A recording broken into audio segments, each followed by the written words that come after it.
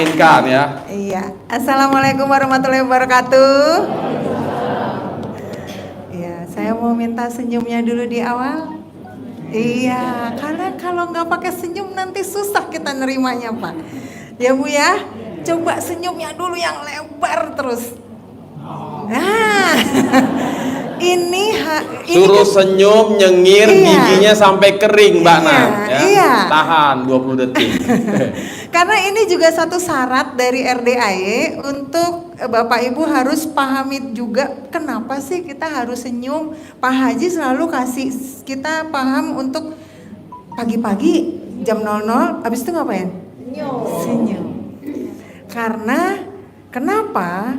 Senyum itu adalah latihan buat Bapak dan Ibu menerima keadaan. Jadi kita pahami dulu ya Bapak Ibu ya. Apa yang ada di depan mata, yang bikin kita khawatir, yang bikin kita resah, yang bikin kita kusut, yang bikin kita gak karuan harus mau kayak gimana lagi. Itu kalau gak diawali dengan terima, gak bakal kelar. Nerimanya gimana Mbak? Caranya senyum itu adalah treatment atau latihan untuk kita terima. Gimana? Dalam kondisi apapun, hujan, jemuran belum diangkat, senyum aja. Gak usah didebatin. Tadi coba diangkat, gak jadi bolak-balik kan aku nyuci. Nah, itu gagal. Itu hal kecil ya Bapak Ibu ya. Gagal, itu cuman urusan jemuran. Macet. Ya coba berangkatnya pagian kan, gue bilang apa? Gak nerima lagi nih, gagal. Jadi setiap detik sedikit apapun kondisinya, sekarang sudah mulai harus dipelajari, harus dilatihan. Apapun Bu, jangan didebatin di sini. Bapaknya nyebelin, jangan didebatin, diam aja. Ini bukan yang ngeliatin gue ngomong, malah lihat HP mulu, ya. Karena memang fitrahnya laki-laki itu memang dia gadget Bu. Jadi Ibu harus maklumin. Anak laki-laki itu begitu. Nah jadi kalau misalnya ada juga bapak-bapak yang ibunya nyebelin, udah tahu ribet, bukannya diberesin, anak pulang sekolah malah tiduran, malah lihat Shopee kayak gitu ya. Nah itu juga bapak nggak boleh debatin dalam batin. Jadi kita sepakat dulu nih sebelum saya cerita. Karena itu yang terutama harus dijalanin sama kita.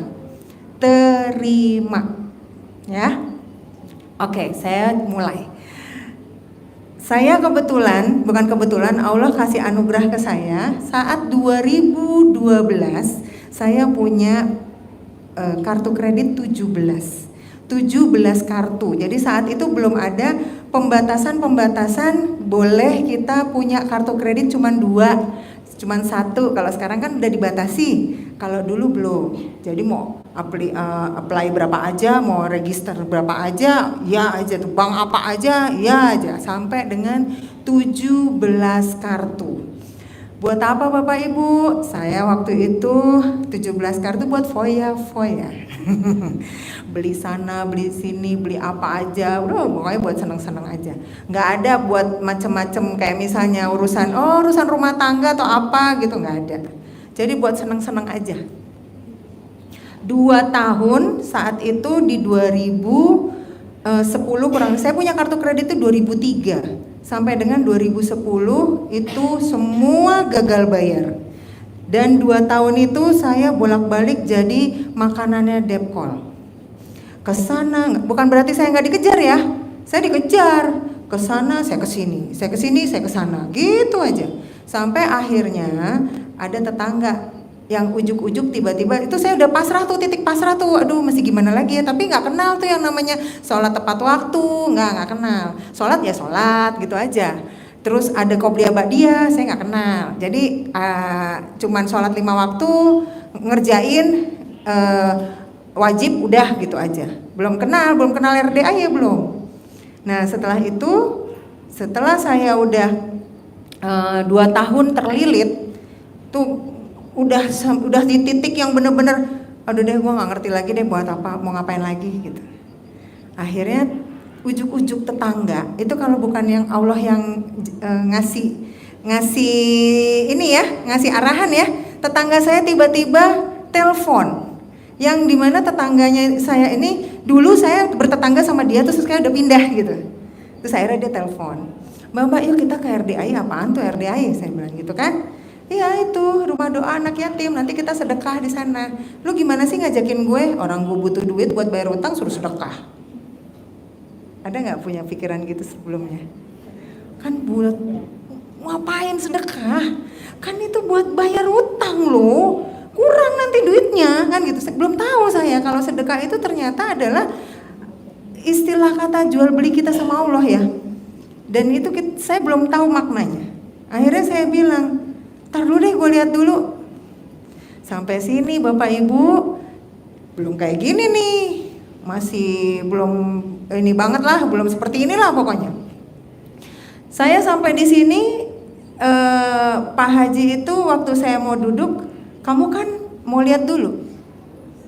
Ngapain kamu mau ngobrol sama saya? Sana lihat dulu. Kok dia tahu hati saya ya? Saya kan baru ngomong ucap sama teman saya ya, belum ngomong sama Pak Haji dong, ya kan? Dari situ saya deg-degan tuh. Kok Pak Haji tahu ya apa yang saya ucap gitu? Ya udah deh aku lihat dulu. Ya udah Pak Haji, enggak, pasien saya banyak. Beneran saya ditolak sama Pak Haji. Pasien saya banyak. Kamu lihat aja dulu, nggak usah ngomong sama saya. Akhirnya saya lihat. Dari situ saya bengong aja.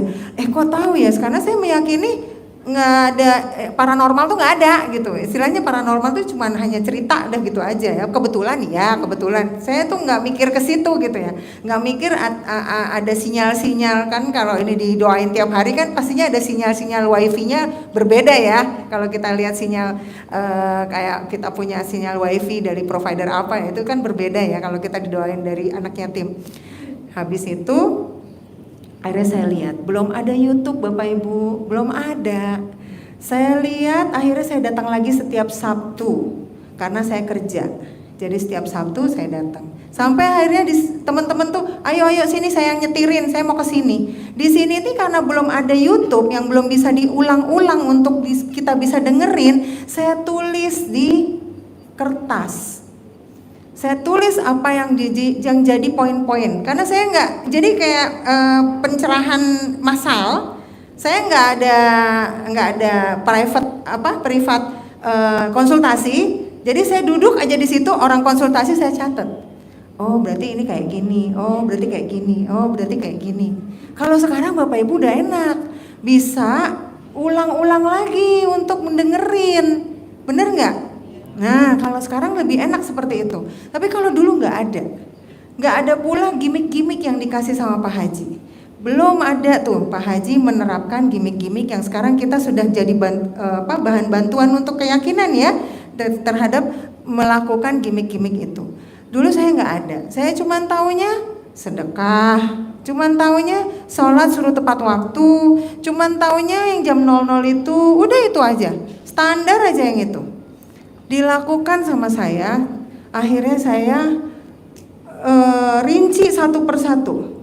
Ternyata setelah saya perhatikan ritual atau bukan ritual ya, apa ya namanya, kira-kira ibadah yang kita lakukan, apapun itu, mulai dari sholat tepat waktu, mulai dari anugerah-anugerah yang datang, itu ternyata adalah untuk benahin diri dulu. Jadi kalau Bapak Ibu, ini kita sepakat dulu nih ya, saat itu saya juga merasa awalnya gini, ini kan udah disuruh ya, ini kok nggak kelar-kelar juga, pernah nggak?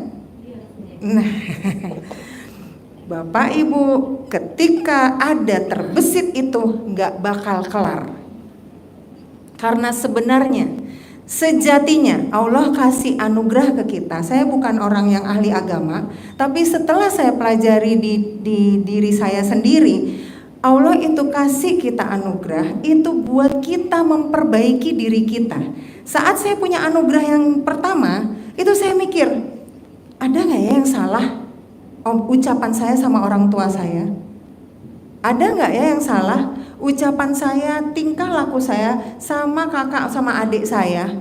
Ada nggak ya saya salah untuk beribadah sholat tuh gimana ya? Oh, sholat itu kalau 5 waktu berarti saya bikin aja deh 15 menit sebelumnya saya udah ada di situ. Oh, ternyata kalau misalnya jamaah tuh lebih baik. Allah tuh ngasih kita tuh pelajaran itu, Bapak Ibu. Bukan Bapak Ibu melakukan sesuatu yang memang sudah disarankan untuk selesai semua. Karena gini, Allah itu mau menyelesaikan urusan kita kalau kita sudah pantas. Kepantasan itu dicapai dari mana? Dari diri kita sendiri.